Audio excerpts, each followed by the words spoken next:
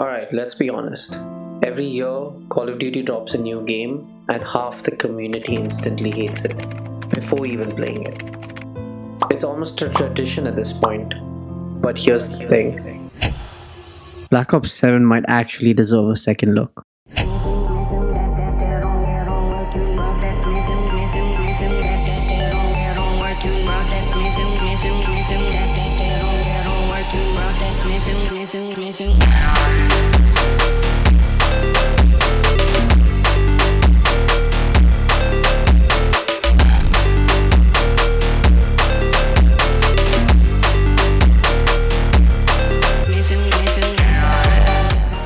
So I've played the beta and now the full game, and some of these changes completely shift how this game feels.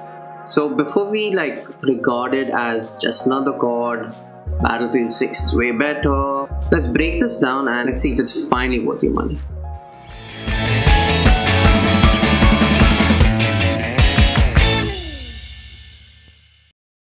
Alright, so first off, let's talk about the movement. The movement feels a lot more smoother as compared to the beta where everything was just chaotic. Slides don't send you flying halfway across the map anymore. Treyarch reduced the slide distance to make gunfights even more balanced.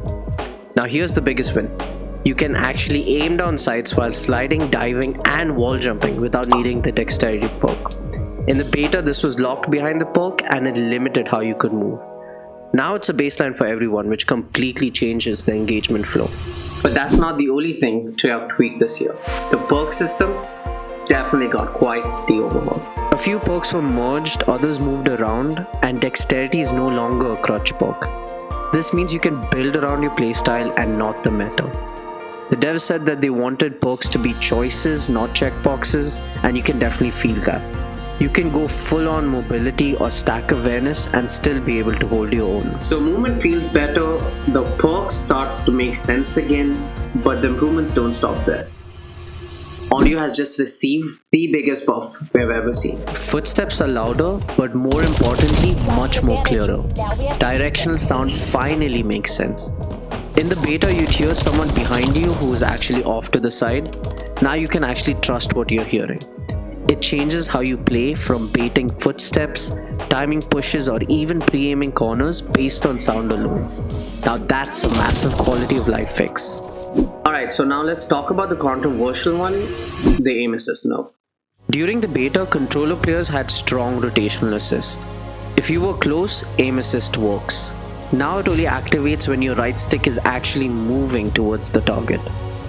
Honestly, I took a while to adjust to this, but once you do, it's less autopilot and definitely more skill.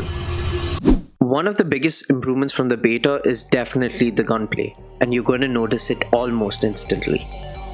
Hit registration just feels cleaner. Your bullets actually connect the way they're supposed to, especially at the mid-range gunfights, whereas in the beta sometimes it made you feel like you were shooting ghost bullets. Recoil on the other hand feels a bit more predictable. Every gun still has its own personality, but the randomness is toned down, so good tracking actually pays off now.